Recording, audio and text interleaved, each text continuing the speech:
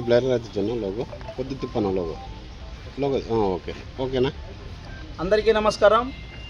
ఈనాడు ఆంధ్రప్రదేశ్ రాష్ట్ర ముఖ్యమంత్రి చంద్రబాబు నాయుడు గారికి మా గీత సకులాల తరపున ధన్యవాదాలు తెలియజేస్తున్నాం.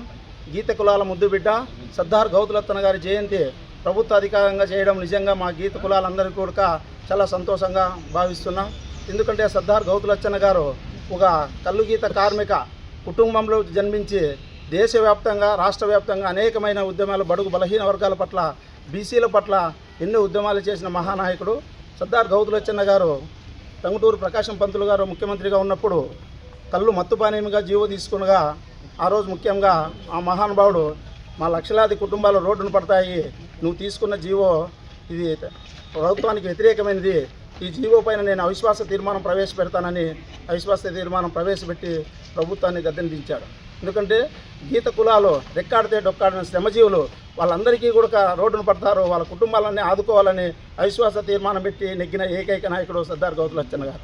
బడుగు బలహీన వర్గాల పట్ల రైతాంగం పట్ల కూడా ఆనాడు శ్రీకాకుళం నుండి మద్రాసి వరకు కూడా పాదయాత్ర చేసిన మహోన్నతమైన వ్యక్తి. దళిత వాడల్లో కూడా దళితోద్యానికి కూడా ఆనాడు హరిజన వాడల్లో హరినామ కీర్తనలు పాడుతూ ఆలయ ప్రవేశాలు కూడా కల్పించిన వ్యక్తి సర్దార్ గౌతులచ్చన్న గారని కూడా మీ అందరికీ కూడా తెలియజేస్తున్నాం. రాష్ట్రంలో ఉమ్మడి రాష్ట్రంలోనే కాదు దేశవ్యాప్తంగా కూడా ఆనాడు గాంధీజీ గారి పిలుపు మేరకు ఉప్పు సత్యాగ్రహం అయితే క్విట్ ఇండియా యుద్ధంలో కూడా పాల్గొని దేశ స్వతంత్రం కోసం పోరాడిన వ్యక్తి మా గీత కులంలో పుట్టినందుకు మేమంతా కూడా గర్వపడుతున్నాం.